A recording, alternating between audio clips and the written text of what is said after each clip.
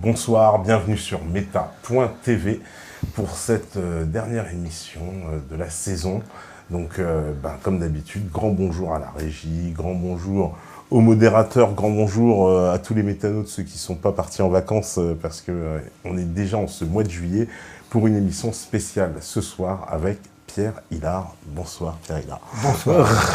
Bienvenue à Meta TV, re-bienvenue, dirais-je. Merci de m'accueillir. Voilà, c'est toujours un grand plaisir. Et là, c'est pour la sortie de l'Atlas du mondialisme. Alors on va montrer quand même on va montrer la bête à 2 kg 2 kg 2, hein, ça pèse son poids. Alors là, j'ai presque... Alors c'est quoi? C'est la synthèse de tous vos travaux? C'est comme ça qu'on pourrait le présenter? Synthèse, et en même temps des ajouts, plus que des ajouts, beaucoup d'ajouts qui n'existaient pas. Et j'ai grandement...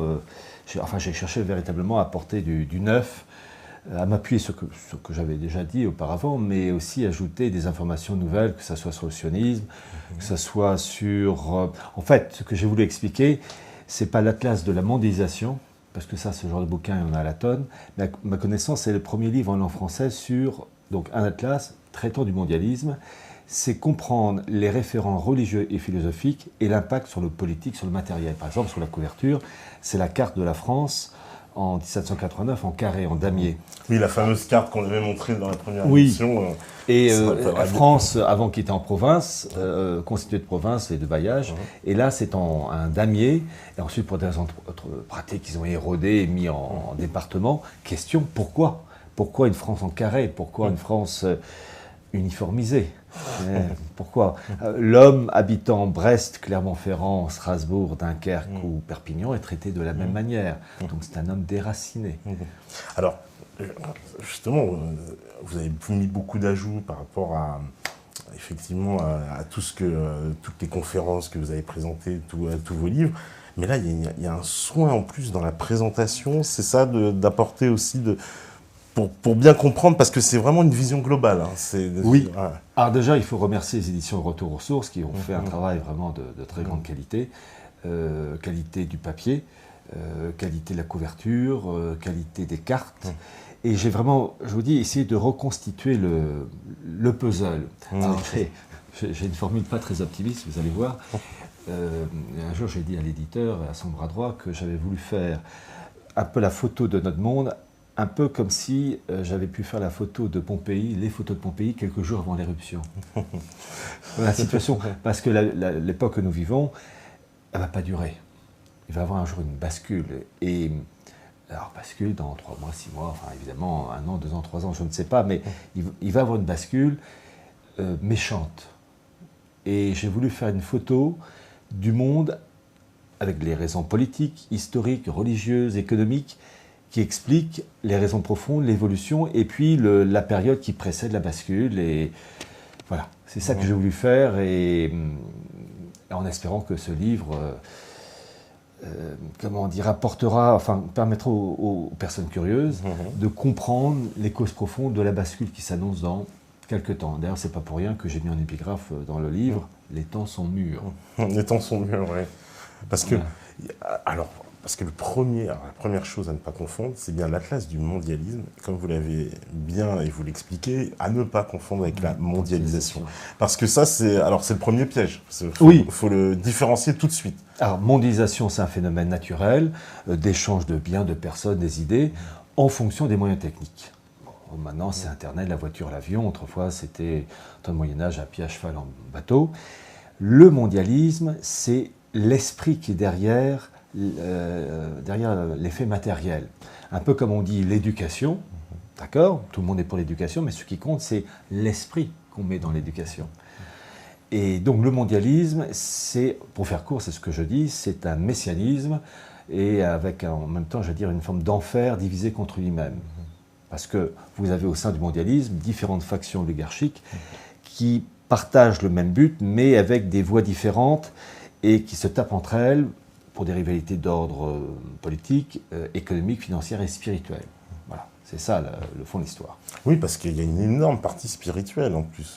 Il y a une part, oui. Ouais. En fait, ce que j'ai fait, j'ai lu entre autres, quasiment tous les livres de Gershom Scholem, qui est un juif allemand, citoyen israélien ensuite, à partir de 1948. Pour situer, c'est 1897-1982, et c'est la référence, le grand Manitou, si je puis dire, pour tout ce qui a trait à la Kabbale, la gnose, l'histoire du judaïsme, et j'ai lu quasiment tous ces livres, et pour vous donner une petite idée de l'importance de ces ouvrages, ils sont extrêmement recherchés. Il est mort en 1982, son dernier ouvrage, sorti en 1981, c'est un ouvrage d'une centaine de pages en français, sur Junius Frey, en fait, qui s'appelait Moses Dobruska, ensuite a pris un autre nom, Franz Thomas von Schoenfeld, et son dernier nom avant de mourir lors de la Révolution française avec Danton, d'ailleurs il est mort avec Danton en 1794, c'était Junius Frey. Et ce Moses Dobruska était le petit cousin de Jacob Frank, le franquisme qui a succédé, enfin auparavant il y avait le sabbatéisme. Et ce livre consacré à donc, Moses Dobruska par Scholem, est introuvable. Et je l'ai cherché pendant des années. Et un jour, je suis tombé coup sur coup sur 2 exemplaires vendus par des particuliers, l'un sur le site Amazon États-Unis, l'autre sur le site Amazon France. Et celui qui était vendu sur... tous les deux étaient en bon état, mais celui qui était vendu sur le site États-Unis, Amazon États-Unis, coûtait plus de $300. Mais j'allais dire, ça c'est rien, c'est celui-là que j'ai acheté parce que l'autre sur le site Amazon France, vendu par un particulier, était vendu à 1500 €. Alors j'ai acheté celui à 300 et quelques $, et 2 jours après, celui qui était à 1500 €, lui, a été vendu. Donc on voit qu'il y a premièrement des personnes qui connaissent Scholem et qui raflent, si je puis dire, l'ouvrage, d'autant plus un ouvrage introuvable, son dernier sur Junius Frey. Donc c'est révélateur. Alors, en fait, il y a 2 cas possibles. Il y a ceux qui veulent se le procurer parce que c'était mon cas, puis il y a ceux aussi qui veulent se l'accaparer, de faire en sorte que les informations qu'ils délivrent ne touchent pas trop de monde, disons les gentils, les non-juifs. Voilà. Oui, parce que le monde se divise donc entre les gentils et... Alors, les juifs et les gentils, c'est comment je vous savez, l'interpréter il suffit de lire le livre entre autres de, comment il s'appelle, du rabbin Ben Amozeg, qui l'écrit noir sur blanc et subdivise l'humanité en 2 blocs. Les juifs, peuple prêtre, et les non-juifs, les gentils, qui doivent être soumis au peuple prêtre. C'est comme ça. Alors, je résume d'avance. La finalité, quand on lit, je vous dis, Israël et l'humanité de Ben Amozeg, ou Le Sanctuaire inconnu, qui est absolument passionnant, qui est sorti à l'origine en 1926, eh bien, il vous dit, je résume sa pensée sans le trahir, il faut que le peuple juif soit le peuple prêtre, intermédiaire unique entre le Dieu un, du monothéisme, et le reste de l'humanité non juive, encadrée par les lois noachides, celles-ci étant, se trouvant au seuil du temple rénové, le tout dans le cadre d'un Messie des Juifs universellement reconnu. C'est ça la finalité, c'est-à-dire qu'il faut une organisation planétaire spirituelle et politique, parce que les deux sont vraiment intimement liés, où il y a une répartition des tâches, il y a un peuple, le prêtre, et le reste de l'humanité, c'est-à-dire les Noirs, les Blancs, les Asiatiques, les Esquimaux, les Pygmées, enfin bref, les non-juifs. Et alors, les causes profondes, parce que vous expliquez au départ, avec l'Union européenne, avec l'Allemagne, des communautés allemandes qui sont donc réparties en Europe de l'Est, un peu partout. Dès le Moyen-Âge. Dès le Moyen-Âge. Donc ça va avoir une influence considérable pour la suite des événements. Oui. Disons que si on pouvait résumer d'abord le cadre du bouquin, c'est 7 chapitres de texte et 7 chapitres de cartes, entre la régionalisation, l'aspect ethnique, identitaire, technocratique, les fonds structurels, le monde américain, le sionisme, le fameux Bagdad Ban, chemin de fer. Très important, on en parlera. Et je termine sur la gouvernance mondiale en lien avec tout ce qui est Talmud, Kabbale, la différence entre le judaïsme avant et après le Christ. Et en fait, ce que j'ai voulu montrer, en particulier dans le dernier chapitre, c'est que les grands événements politiques, Révolution française, nazisme, communisme, Vatican II, etc., sont liés au judaïsme. En fait, ça s'emboîte. Et en particulier, j'ai balancé un document de première main sur le rôle des Juifs dans Vatican II, qui vient d'une revue américaine, tout à fait acquise à la cause. J'ai mis l'original, il y a même les photos, même ceux qui ne comprennent pas un mot d'anglais. Bon, voilà.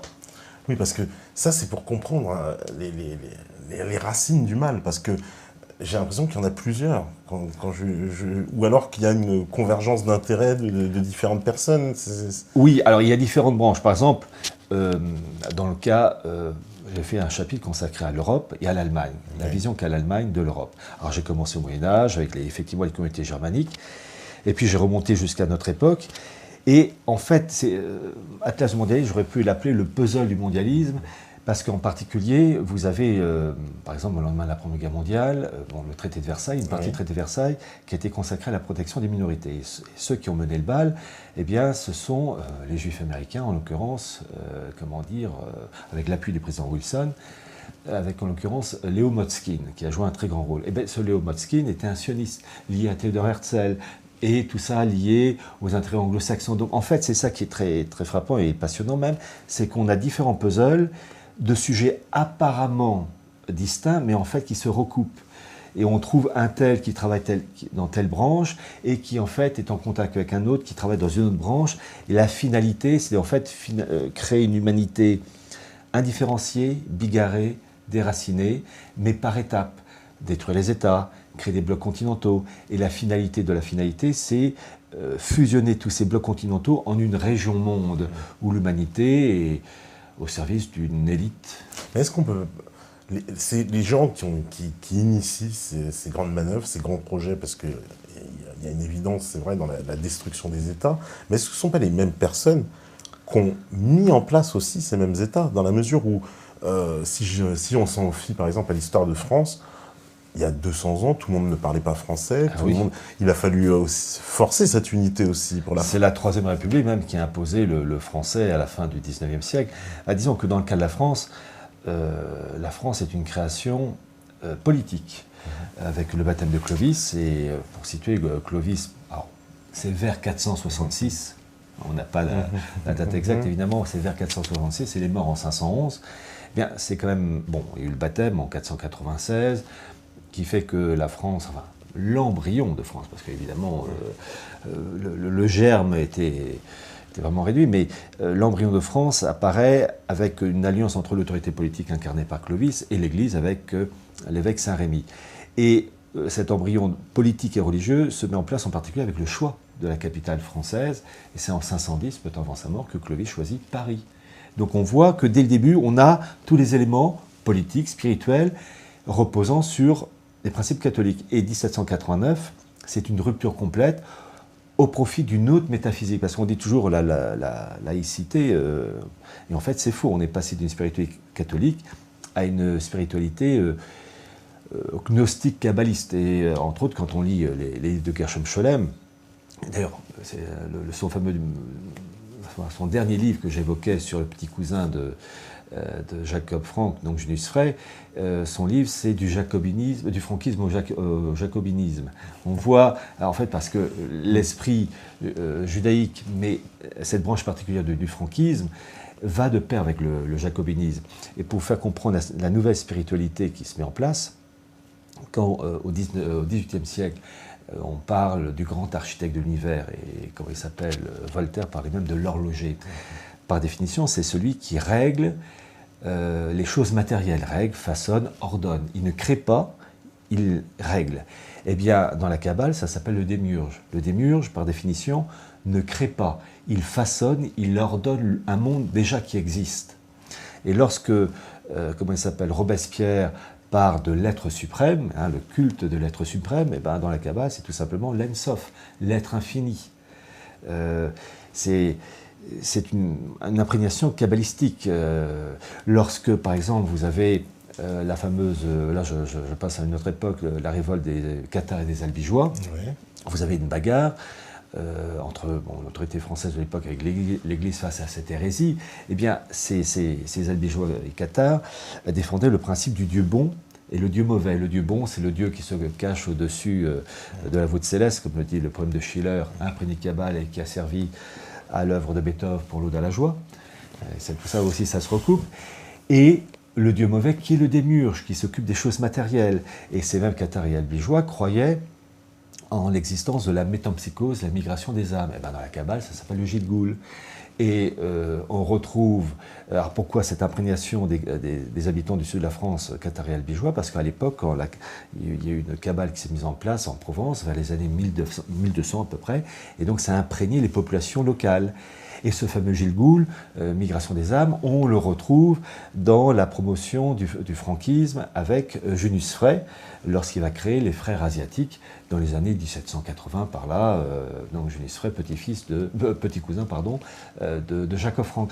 En fait, ce que j'essaie de montrer, c'est que vous avez dans le temps une évolution des techniques, du matériel, mais on a une permanence des idées et des ambitions qui, elles, ne bougent pas. Elles s'affinent, mais on retrouve toujours les mêmes principes. Voilà. Et donc, ils ont réussi, parce que donc ces personnes-là vont quoi? Elles vont convertir les élites? Comment elles vont réussir à faire passer toute cette idéologie au point que ça devienne, que ça arrive à pénétrer toutes les classes sociales, quoi, absolument partout? Alors, oui. Comment ils réussissent? Parce que moi, je trouve que c'est un pari fou, quand même.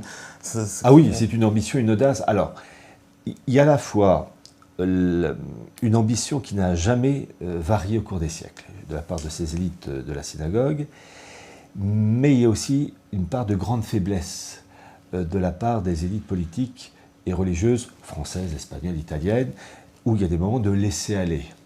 Et dans ces moments de laisser aller, eh bien, la partie adverse prend le dessus. Et c'est vrai dans le cas français, mais c'était vrai aussi dans le cas russe, où vous avez par exemple l'ouvrage en 2 tomes de Solzhenitsyn, les 2 tomes réunis, ça doit faire 1200 pages, 2 siècles ensemble, qui racontent les relations entre Russes et Juifs. Et d'ailleurs, je me suis servi entre autres des travaux ultra référencés de l'ami Solzhenitsyn, et qui raconte pareil qu'au XVe siècle, il y a eu une judaïsation des élites politiques et religieuses orthodoxes russes, et que c'est un religieux russe, Gemidius, je prononce sûrement mal son nom, qui a réussi à stopper, oui, ça s'appelait, je crois, l'hérésie des judaïsants, cette marque juive sur les élites russes, politiques et religieuses, au point que le patriarche de l'époque avait pris le nom d'Abraham et sa femme Sarah, un truc de ce style. Et voilà, c'était en fait avec toujours le même principe, c'est toujours la même histoire dans leur esprit. Il faut toujours le Dieu un, surtout pas trinitaire. La Sainte Vierge, Mère de Dieu, ça disparaît. Et puis surtout, le Christ n'est pas le Fils de Dieu incarné. Et pourquoi? Parce qu'il faut effacer ces principes pour mettre à la place la seule spiritualité qui est le peuple juif, peuple prêtre, l'intermédiaire. C'est un principe de substitution. Voilà, c'est avec des répercussions politiques. On ne peut comprendre la Révolution française, la révolution bolchevique, le nazisme, parce que ça peut choquer, mais le nazisme, c'est une conséquence du sabbatéo-franquisme. Oui, vous dites ça. Oui, je sais. Quand vous dites c'est un avatar. C'est un avatar, oui, exact, c'est le mot que je dis. Alors, c'est évidemment, on ne balance pas comme ça, de tête en l'air, parce que si on essaie de procéder dans l'ordre, on va commencer dans l'ordre, parce que c'est vaste. En fait, il y a d'abord dans le judaïsme l'avant. Il y a le judaïsme d'avant le Christ et après le Christ. Et le judaïsme d'avant le Christ, c'est Moïse, qui reçoit donc commandements, etc., sur le Sinaï, qui va transmettre tout ça à Josué, et ensuite à une minorité de rabbins érudits, qui ne peuvent transmettre ce qu'on va appeler la Torah orale, qu'à une minorité, et vraiment, c'est un fil vraiment ténu de transmission de ce que Dieu a dit à Moïse.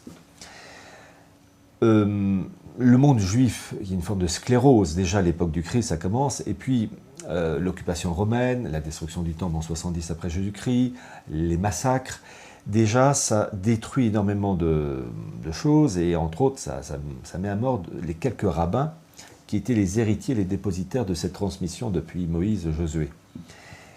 Et cette tradition orale, cette Torah orale, va se corrompre. Et dans un dernier sursaut, vous allez avoir vers l'an 100, à peu près, un rabbin, le rabbin Akiba, qui va vouloir mettre par écrit cette Torah orale, mais une Torah orale déjà corrompue, qui avait déjà perdu, j'allais dire, de sa saveur et surtout de ses véritables éléments hérités de Moïse. Alors pour cela, je me suis appuyé sur les travaux d'un rabbin, mais pas n'importe quel rabbin, parce que c'est un rabbin qui s'est converti réellement au catholicisme au XIXe siècle, qui est le rabbin Paul David Drac, qui en tant que fin connaisseur, parce qu'il est juif et professeur, un rabbin, fin connaisseur du Talmud et de la Kabbale, il a eu cette grâce particulière, il s'est converti, et donc il a pu expliquer le judaïsme véritable d'avant le Christ qui annonce le Messie, et ce judaïsme au moment du Messie qui ne reconnaît pas le Christ comme fils de Dieu incarné, et qui se rebelle. Et il explique la différence, et le rabbin Akiba, vers l'encens, va mettre en place une nouvelle religion, le Talmud. Alors ça va se mettre en place en fait à partir du rabbin Akiba, mais en gros de l'encens à l'an 500, à peu près, un chiffre arrondi. Après le rabbin Akiba, il y a d'autres qui vont agir, comme le rabbin Anassi. Et ce que j'ai montré dans ce livre, et c'est en fait pour comprendre les événements actuels entre le sionisme, il faut s'intéresser à cette époque. Vous avez, avec le rabbin Akiba vers l'encens, un événement, vous avez un juif qui s'appelait Shimon Bar Kokhba, qui se présente comme le Messie, veut reconstruire le temple, qui a été détruit en 70 après Jésus-Christ par les troupes de Titus, et veut mettre à la porte les Romains. Et il a le soutien du rabbin Akiba et de son équipe, donc reconnu comme le Messie, reconstruire le temple et mettre à la porte les Romains.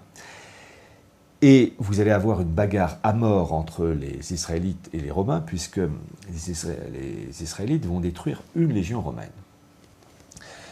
L'empereur romain de l'époque, l'empereur Adrien, va mobiliser entre un tiers et la moitié des armées romaines pour avoir la peau de cette résistance israélite. Et Shimon Bar Kokhba et ses hommes se réfugient dans une forteresse dont le nom va tout de suite vous dire quelque chose, que cette forteresse s'appelait la forteresse du Bétar. Et ils se font massacrer. Et en fait, à cette époque, vous avez déjà deux factions juives qui s'opposent.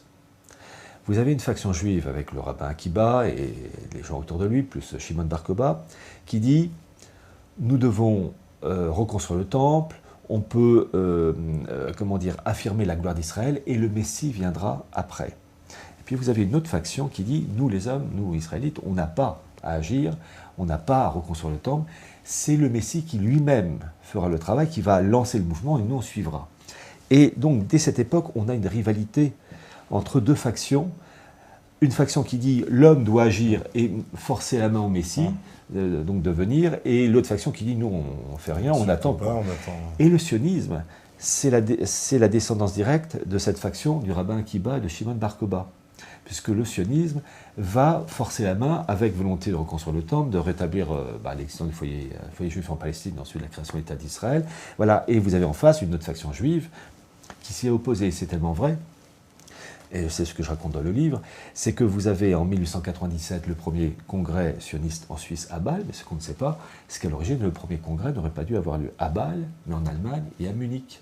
Et la chose, pourquoi ce n'est pas fait à Munich? Parce que les rabbins de Munich étaient scandalisés à l'idée qu'on force comme ça le Messie à... Et donc, eux, ils disaient, c'est le Messie lui-même qui doit le faire, lui-même qui doit lancer le mouvement. Donc, cette faction juive qui descendait de l'autre faction qui s'opposait au rabbin Akiba, en fait, ce sont deux branches. Et selon les époques, il y en a une qui prend le dessus sur l'autre. Au XIIIe siècle, vous avez eu les rabbins Narmanide et... comment il s'appelait l'autre, Abulafia, qui se sont adressés aux représentations politiques et religieuses de leur époque pour favoriser un courant migratoire de juifs vers l'Europe, vers la Palestine, pardon. Au XVe siècle, 16e siècle, vous avez eu les rabbins Revni et Molcho qui ont fait la même chose. Et donc, à chaque fois, il y a des moments où il y a une faction qui réussit à imposer ses vues, puis l'autre qui bloque, et le sionisme n'est que la énième tentative depuis le rabbin Akiba, de recréer un foyer juif en Palestine, avec donc création de l'État d'Israël, et reconstruire le temple.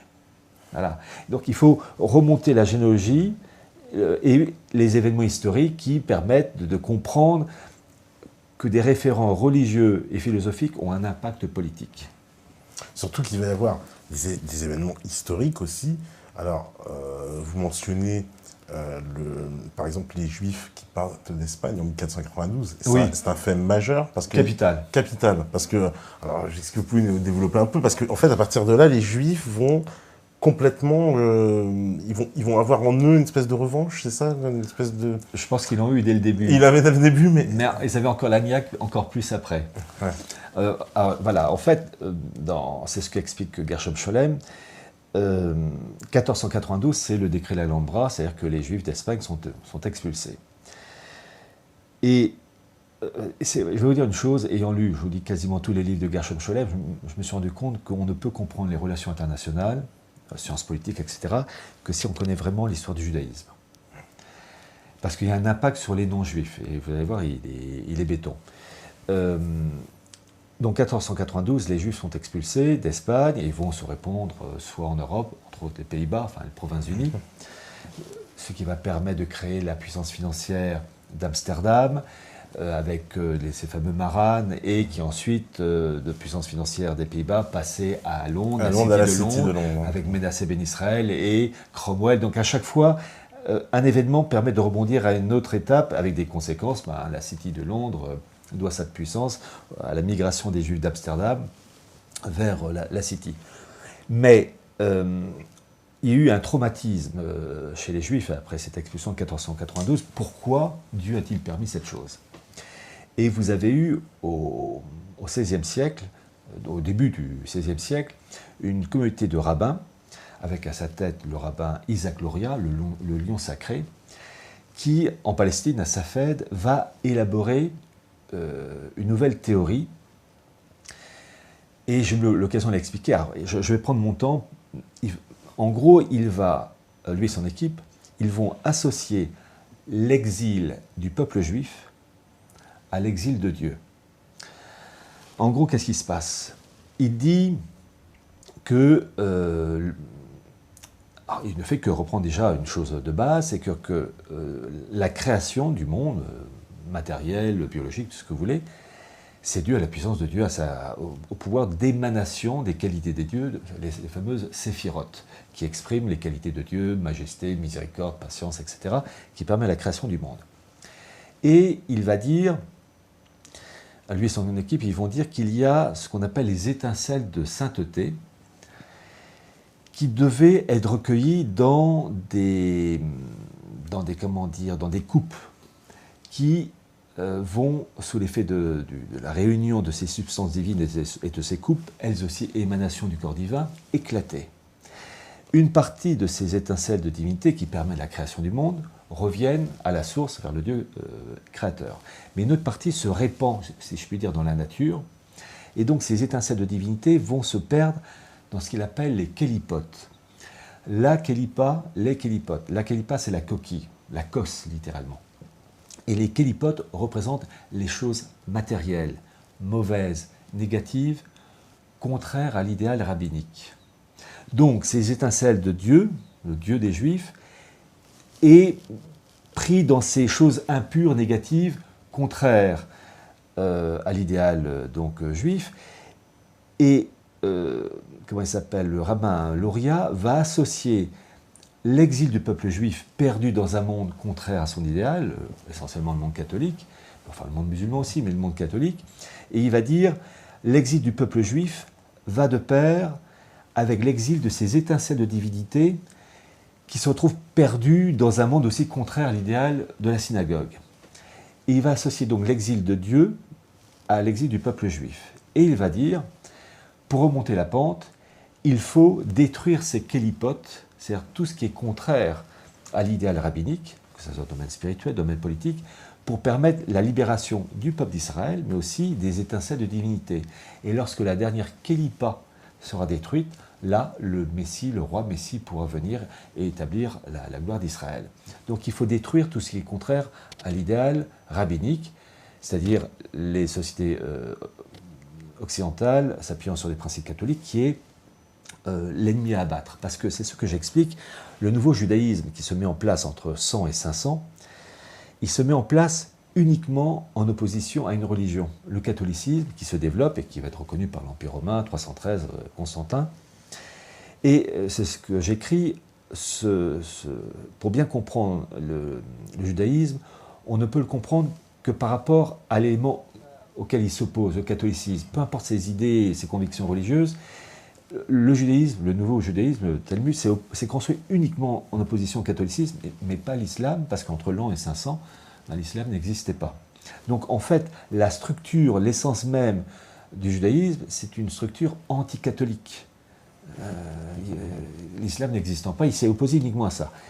Et ce que j'ai expliqué aussi, c'est ça qui peut choquer certains lecteurs, c'est que la religion qui est née, le nouveau judaïsme qui s'est mis en place, a sécrété une religion pour les non-juifs, ce qu'on appelle le noachisme. Parce que pour gérer l'humanité, il faut une religion pour les juifs, avec des répercussions politiques, mais il faut une religion pour les non-juifs, le noachisme. Et le fameux rabbin Ben Amozeg, dans son livre qui s'appelle Le Sanctuaire inconnu, sorti donc au début en 1926, explique les 4 points que tout Noach ou Noachide doit avoir pour faire partie du peuple Noachide, à l'échelle de l'humanité. Et ces 4 points sont: il faut à tout prix un Dieu unique. Donc, dans le cas de l'islam, ça convient tout à fait, pas dans le catholicisme, puisque dans le catholicisme, d'accord, c'est un Dieu unique, mais il y a le dogme de la Sainte Trinité. Il ne faut surtout pas d'incarnation. Dans l'islam, ça va, puisque Mahomet n'est pas le fils d'Allah incarné, c'est un homme. Puis c'est interdit la représentation, etc. Voilà, l'iconoclasme. Alors que dans le christianisme, Jésus est fils de Dieu incarné. Il dit, Jésus, vous pouvez le reconnaître, mais comme simple prophète, appelé à avoir une auguste mission religieuse. C'est le cas de l'islam. C'est le cas de l'islam, ouais. Mais dans le christianisme, c'est complètement différent. Et le 4e point, il dit le sacerdoce doit être supprimé. Alors dans le cas de l'islam, il n'y a pas de sacerdoce, il n'y a pas un prêtre musulman qui transforme le pain et le vin en corps et sang d'Allah. Alors que c'est le contraire. Et donc, l'islam n'a pas procédé à des réformes. Pourquoi je dis cette chose qui peut paraître choquante, mais je demande à ceux qui nous écoutent de passer le moment d'émotion. L'islam, dans le cas du noachisme, ne gêne pas la synagogue, parce qu'il n'y a pas ces réformes à faire. Chose qu'il faut faire dans le christianisme. C'est pourquoi, en fait, l'ennemi premier du Talmud, c'est le catholicisme, c'est pas l'islam. Et voyez-vous, il y a une chose qui est très frappante. Quand on lit les livres de Gershom Scholem, du rabbin Ben Amozeg, donc j'ai lu aussi les livres du rabbin Steinsaltz, il s'attaque à quoi, en priorité? Le christianisme. Il parle quasiment pas de l'islam. Ils vont vous parler de la mise en place d'un catholicisme d'Israël. Ils ne vont jamais vous parler d'un islam d'Israël. Donc c'est ça qu'il faut comprendre. La finalité, bon, vous avez une organisation religieuse avec une finalité politique.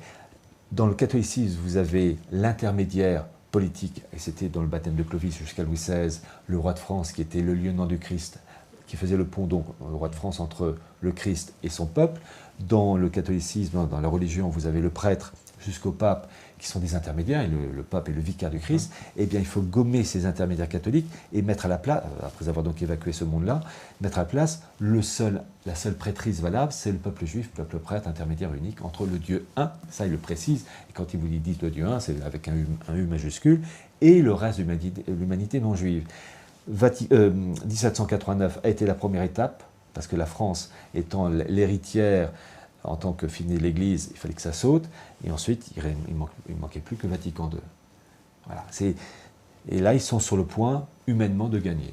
Parce que pour ce qui est de la Révolution française, vous expliquez que les droits de l'homme, c'est une composition justement qui est complètement contre le catholicisme, contre les principes même du catholicisme. Ah ben, vous savez, c'est ça qui est bien avec ces écrivains juifs, français, allemands, peu importe. Ils vous disent les choses mais avec une franchise. Et en particulier, il suffit de lire les mémoires de Gerhard Rickner, qui était le premier secrétaire du Congrès juif mondial. Et son fameux livre, ses mémoires, c'est « Ne jamais désespérer », avec un sous-titre « 60 ans au service du judaïsme et des droits de l'homme ». En fait, qui résume tout déjà. Ça ne s'invente pas. Mais il dit bien dans son livre, et j'ai repris sa phrase, que la défense des droits de l'homme, c'est la chose fondamentale propre au judaïsme et uniquement au judaïsme. Il le dit en toutes lettres. Que vraiment, donc, Sanko a tout à fait raison, puisque les droits de l'homme, c'est une forme noachide, une sorte de spiritualité laïque pour les non-juifs. Et je rappelle cette chose, c'est que tous les samedis jours de fête, vous avez en France une prière pour la République française dans les synagogues. Tout à fait, oui. Tout à fait. Il l'avait fait le jour des attentats, d'ailleurs, Charlie, j'étais étonné, avec Valls. Ah oui, mais ils sont logiques. Et c'est ça qu'il faut comprendre. Voilà, c'est ce que j'ai essayé d'expliquer. Alors, parce que bon, là, on voit ces gens-là, on va dire l'élite, pour pas, pas mettre une étiquette sur quelqu'un en particulier, puisque, bon, voilà, il y a ces intérêts convergents. Depuis, vous expliquez qu'il y a eu ce renversement à partir du catholicisme, c'est-à-dire à partir de la naissance du Christ. Oui. Et le rabbin Akiba, vers l'encens, voilà. a commencé à lancer une nouvelle étape. C'est au niveau du micro, je crois que c'est ça. Voilà. Comme ça. Voilà. C'est correct, normalement. Voilà. Alors, on en arrive aussi, il y a deux personnages très importants, on est obligé d'en parler, Sabata et Tsevi. Et évidemment, après, Jacob Frank, pour expliquer quel rôle ils vont avoir, parce qu'ils vont avoir un rôle énorme dans... Capital, pour les musulmans comme pour les chrétiens. Alors, d'abord, dans l'ordre, il faut dire que Sabata Isfi, donc XVIIe siècle, 1626-1678, et Jacob Frank, 1726, un siècle après sa naissance, 1791, ils n'ont pu faire ce qu'ils ont fait donc que grâce aux travaux d'Isaac Luria, avec le principe de la rédemption par le péché. Et c'est ça qui est très dur à comprendre, faire un mal en vue d'un bien. C'est pas le truc qui vient naturellement à l'esprit, et c'est même légèrement, profondément tordu. Je dois vous dire que plus d'une fois, en lisant leurs travaux, mais je me disais, mais ils sont tordus. Parce que faire un mal en vue d'un bien, c'est bon. Et ça va très loin. Parce qu'en gros, ce que je dis, ça peut paraître choquant, mais quand on lit, entre autres, les travaux de Gershom Scholem, des éléments gravissimes, comme par exemple le génocide arménien en 1915 et des chrétiens de l'Empire ottoman, ça a été fait, et ensuite je vais me raccrocher à votre remarque, je prends une petite voix, ça a été fait par les jeunes Turcs, créés à l'origine le 14 juillet 1889. C'est pas l'effet du hasard, puisque ils étaient amoureux de la Révolution française, et ces jeunes Turcs descendaient de ces juifs faussement convertis à l'islam, avec Sabata Isfi, et puis en 1683, plusieurs centaines de familles à Salonique, juives, qui se convertissent faussement à l'islam. Et donc, il va y avoir ce qu'on appelle cette duplicité, le côté maran, mais version musulmane. Voilà, les Domnais, les apostats. Et Gershom Scholem le dit, et j'ai mis cette phrase que je ne peux plus citer de mémoire, mais je peux en tout cas redire. Il dit qu'il y avait, malgré les variétés de degrés de perversion, une volonté de faire un mal très grand en vue d'un bien. Et ces jeunes Turcs qui vont procéder au génocide arménien de l'Empire ottoman, c'était une manière de détruire, d'anéantir ces fameuses kélipotes, ces impuretés contraires à leur idéal, leur esprit tordu. C'est-à-dire que ces chrétiens du Proche-Orient représentaient des choses négatives, contraires à leur pensée, à leur élévation, donc il fallait les détruire en vue d'un bien, éliminer ces impuretés, ces kélipotes. Et je dis que la même chose s'est produite avec le nazisme, en fait le nazisme, ça peut paraître choquant, mais vous pensez bien que je n'ai pas balancé ça comme ça, le nazisme c'est du sabbatéo-franquisme. Et le fait de détruire, d'anéantir des centaines, des millions même, juifs durant la Seconde Guerre mondiale, c'est une manière, des juifs qui étaient respectueux du Talmud, des juifs, j'allais dire, orthodoxes, c'était une manière de détruire des kélipotes contraires à l'idéal sabbatéo-franquiste. Parce que le propre des sabbatéens et des franquistes, c'est d'être les ennemis des juifs donc, mais des juifs ennemis du Talmud. C'est ça qui est frappant, c'est qu'ils se sont révoltés, quand on lit les travaux de Scholem, ils se sont révoltés à l'aspect sclérose des juifs restés fidèles au Talmud. Et il y a eu des guerres à mort, mais quand je dis des guerres à mort, entre d'un côté les sabbatéens et les juifs orthodoxes, et les franquistes, et les juifs du XVIIIe siècle et après. Et d'ailleurs, au début, on n'appelait pas les franquistes, on les appelait les sabbatéens, comme les dignes successeurs. Puis à un moment donné, pour distinguer, on les appelait les franquistes. Et c'est ça qui est frappant. Je dois vous dire que j'ai eu une chance, c'est pour le franquisme, il y a, Gershom Scholem évidemment, est un éminent historien et connaisseur de la chose, mais il s'est appuyé entre autres sur les travaux d'un avocat et juif polonais qui s'appelait Alexandre Kraushaar, pour vous situer 1843-1931, et qui a fait la seule étude, mais l'étude béton, sur Jacob Frank et le mouvement franquiste. Livre en 2 tomes, sorti pour la première fois en polonais, donc en 1895. Ces 2 tomes viennent pour la première fois d'être traduits en français, sorti en février 2017, aux éditions Hades, ou Had, je ne sais jamais comment on prend. Ça s'écrit H-A-D-E-S. Donc Alexandre Kraushaar, c'est sur Amazon. Il faut même, je crois, écrire Alexander Kraushaar, Jacob Frank et le mouvement franquiste. Et ouvrage absolument extraordinaire, c'est lui qui a fait l'étude indépassable à partir de pièces d'archives qui n'existent plus, pour la plupart, parce qu'elles ont été détruites par la destruction des bibliothèques de Varsovie en 1939. Et donc vraiment, c'est l'étude, et d'ailleurs Gershom Scholem en parlait, parce que lui, il avait eu la version polonaise, il en parlait avec chaleur, vraiment, bon. Et j'ai eu le privilège d'avoir, avant la parution en français cette année, l'année dernière, j'ai eu le privilège d'avoir les originaux de ce livre de 1895, avec sa traduction en français, et je m'en suis servi. Et je me suis rendu compte que Gershom Scholem, qui s'était appuyé énormément sur les travaux d'Alexandre Kraushaar, s'était bien gardé de balancer certaines choses fort désagréables, entre autres dans les chapitres 14 et surtout le chapitre 16 du tome 2, où Alexandre Kraushaar parle de la famille de Jacob Frank et de sa fille, Ève, qui va être la maîtresse de l'empereur d'Autriche, Joseph II. Et surtout, grâce à Kraushaar, on apprend que la famille Frank, et surtout sa fille, vont être financées par les Rothschild. La fameuse Rothschild. Et j'ai pu, grâce aux informations apportées par Alexandre Kraushaar, apporter des informations inédites qu'il n'avait pas. En effet, Alexandre Kraushaar évoque ce point capital. Il cite une fois le nom d'un Allemand. Il cite une fois, il parle d'un patriote allemand qui s'appelait Simon Moritz von Bethmann, 1768-1826. Je ne le connaissais pas.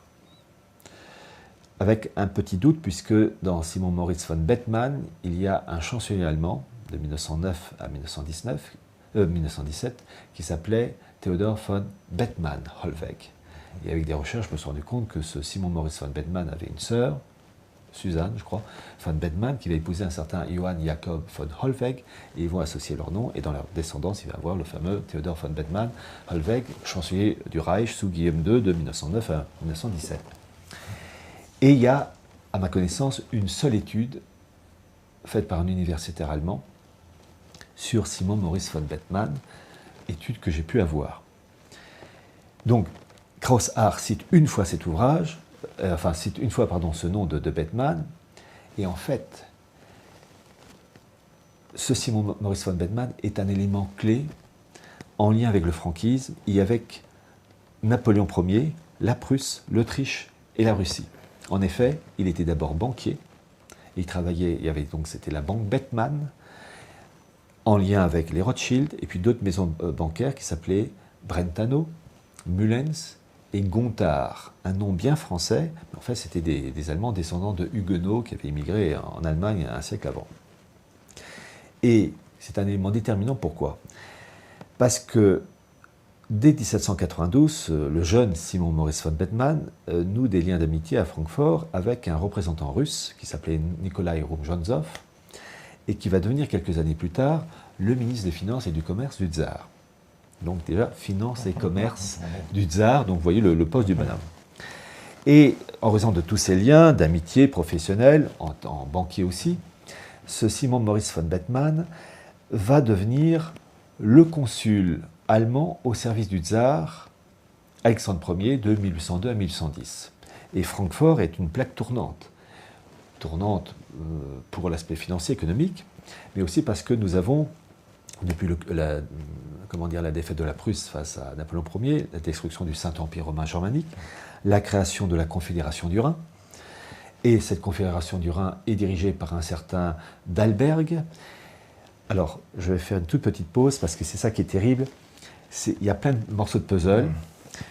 Je mets 30 secondes Alexandre Krauss-Hart de côté, je mets 30 secondes de côté Simon Maurice von Bethmann, et je vais parler d'un autre morceau de puzzle, puis à un moment donné, ça se réunit. Il y a ce qu'on appelait au XVIIIe siècle, fin XVIIIe siècle, les fameuses Illuminés de Bavière. Alors, il y a beaucoup de bêtises qui sont racontées, mais aussi d'excellentes choses racontées par d'autres personnes, mais quand il s'agit d'excellentes choses prouvées, là, on se garde bien de les diffuser. Vous avez eu en 1786 un représentant des Illuminés de Bavière, le fameux Adam Weishaupt, un de ces représentants qui va être tué par la foudre. Il était poursuivi par la police bavaroise. Et celle-ci va se saisir des papiers qu'il avait donc trouvés sur le cadavre et ensuite faire des investigations. Et tous les papiers découverts par la police bavaroise vont être publiés aux archives de la Maison royale de Bavière, mais aussi avec les procès-verbaux, parce que ces Illuminés de Bavière vont être poursuivis en justice, les archives de la police bavaroise. Et il va y avoir aussi une loge maçonnique qui s'appelait Ernst Bode qui va être perquisitionnée. Donc des pièces d'archives. Et à ma connaissance, il y a une seule personne qui a fait une étude remarquable, c'est un Français, qui s'appelait René Le Forestier, qui en 1915 s'est appuyé sur toutes ces pièces d'archives. Livre de 1915 réédité en 2001. Alors j'ai mis les références, livre que je possède, et ce livre est passionnant. Pourquoi ? Parce que René Le Forestier présente au début de ce livre toutes les pièces d'archives saisies par la police bavaroise. Alors en fait il y a trois choses. Il y a donc les pièces d'archives de la Maison royale de Bavière, les archives de la police bavaroise et les archives de Ernst Bode. Donc les documents officiels qui n'existent quasiment plus, détruits là aussi par les bombardements de la Seconde Guerre mondiale. On n'oublie jamais, on oublie toujours l'aspect destruction culturelle de la Seconde Guerre mondiale, c'est atroce. Donc on a des pièces d'archives. Et on apprend, grâce à René Le Forestier, que ce Dalberg était un illuminé de Bavière. Et donc il va se retrouver prince primat de la Confédération du Rhin et travailler, et hop, je retourne vers Krauss-Hart. Ce Dalberg, illuminé de Bavière, et donc à la tête de la Confédération du Rhin, va travailler avec Bethmann, en liaison aussi avec Napoléon, en liaison avec le tsar, en liaison avec l'empereur d'Autriche, en liaison avec le roi de Prusse. Le roi de Prusse, qui avait un banquier qui s'appelait Isaac Daniel ou Daniel Isaac Itzik, qui était membre des Frères asiatiques, fondés à l'origine par le petit cousin de Jacques Offrand, Junius Frey, qui à cette époque est dirigé, compte tenu que Junius Frey est décapité en 1794, par un des plus grands membres de la famille, enfin de la noblesse germanique, Charles de Hesse-Kassel, une des plus grandes fortunes, qui participe, lui, en 1786, et avec le duc de Brunswick, à la fameuse réunion de Wilhelmsbad, qui prépare la Révolution française. Ce que j'essaie de montrer, c'est pas évident en quelques mots, et je m'excuse auprès des auditeurs, enfin ceux qui nous écoutent, c'est que j'essaie en quelques mots et en quelques minutes de vous montrer plein de liens politiques, financiers, économiques, d'espionnage, parce que le Simon Maurice von Bethmann, qui était consul à Francfort au service du tsar, il était un espion. Il avait des contacts avec le tsar, mais aussi avec Napoléon, et c'était une plaque tournante, tout en étant banquier, tout en travaillant en liaison avec les Rothschild, qui eux-mêmes finançaient, entre autres, la famille Franck. Mais voilà, tout ça c'est lié. Et pourquoi j'en parle ? Pourquoi ? Parce que et là je me tourne vers Alexandre Krauss-Hart, lorsqu'il y a la défaite de Napoléon à la fin de l'année 1813, la fameuse bataille des Nations, dans sa retraite, Napoléon et sa garde rapprochée se réfugient dans la grande propriété de Simon Maurice von Bethmann. Et ensuite, il quitte cette propriété pour regagner Paris. Qui arrive dans les jours qui suivent ? Le tsar Alexandre Ier, qui va loger, lui aussi, dans la propriété de Simon Maurice von Bethmann. Et qu'est-ce qu'il fait, le tsar ? Il va rendre visite à qui ? À Ève Franck, la fille de Jacob Franck. Pourquoi ? Parce que tout simplement, le tsar Alexandre Ier voulait créer un œcuménisme chrétien, judéo-chrétien. Et Jacob Franck, et ensuite sa fille, Ève, avaient réuni plusieurs milliers de personnes, de juifs faussement convertis au catholicisme, où il y avait un mélange de catholicisme et de judaïsme. Et Alexandre Ier voulait rentrer en contact avec F. Frank. Il va le faire 2 fois. Et Alexandre Krauss-Art précise que quelque temps avant l'arrivée d'Alexandre Ier pour voir la fille de Jacob Frank, celle-ci va avoir la visite de Nesselrode. Nesselrode qui était le ministre des Affaires étrangères du tsar Alexandre Ier.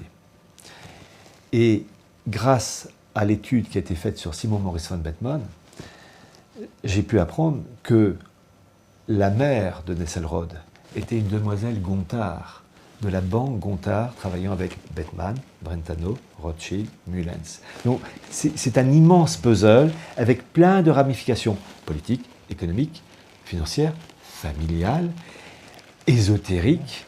C'est un immense puzzle et donc j'ai essayé de réunir ça et d'avant, excusez-moi pour ce côté apparemment vague mais en même temps très précis et qui tient la route parce que c'est ça qui est frappant, c'est que la cour du tsar, avec Alexandre Ier, va être contaminée par ces idées sabbatéo-franquistes, parce que, et c'est ça que raconte en particulier Krauss-Art, au sein de la cour du tsar, vous avez des personnes acquises à cette union judéo-chrétienne. Et ça va contaminer tout le XIXe siècle et toute la famille du tsar. Surtout, c'est que les tsars vont épouser des princesses allemandes, les Hesse-Kassel, qui étaient plongés dans l'ésotérisme, dans la Kabbale juive, entre autres avec le fameux ancêtre Charles de Hesse-Kassel qui avait succédé à Junius Frey, petit cousin de Jacob Frank. Et c'est ça qui permet d'expliquer, entre autres, la révolution bolchevique de 1917. Un esprit judéo-chrétien, un mélange tordu. On peut trouver des racines jusqu'en 1917, parce qu'on sait que dans cette révolution bolchevique, il y aura une énorme part des révolutionnaires qui seront juifs, il faut bien le dire. Et ça, je me suis appuyé en particulier sur les travaux de Solzhenitsyn, 2 siècles ensemble, qui le prouvent d'une manière écrasante. Les Juifs ont joué un rôle énorme. Déjà, avant la guerre de 14, lorsque Theodor Herzl donc met en place les premiers congressionnistes, 1/3 des représentants de congressionnistes sont des Juifs russes. 1/3, c'est immense. Et il faut dire en particulier, tout est lié. Lorsqu'en 1917, le camarade Lénine arrive à Petrograd dans son wagon plombé, en fait c'est Saint-Pétersbourg, il y a un orchestre bolchevique qui est là pour l'accueillir. Il joue un morceau de musique. Et là aussi, je demande à ceux qui nous écoutent de bien comprendre que tout est lié et que pour comprendre les événements d'une période, il faut remonter très loin en arrière. Le morceau de musique que l'orchestre bolchevique va jouer pour accueillir le camarade Lénine à Petrograd en 1917, c'est quoi comme morceau de musique? C'est pas l'Ave Maria de Schubert, non. C'est la Marseillaise, l'hymne de la Révolution. Mais ils sont logiques. Ils sont logiques. On va faire une pause et puis on va revenir juste après pour cette interview passionnante. Restez connectés sur meta.tv. À vous la régie.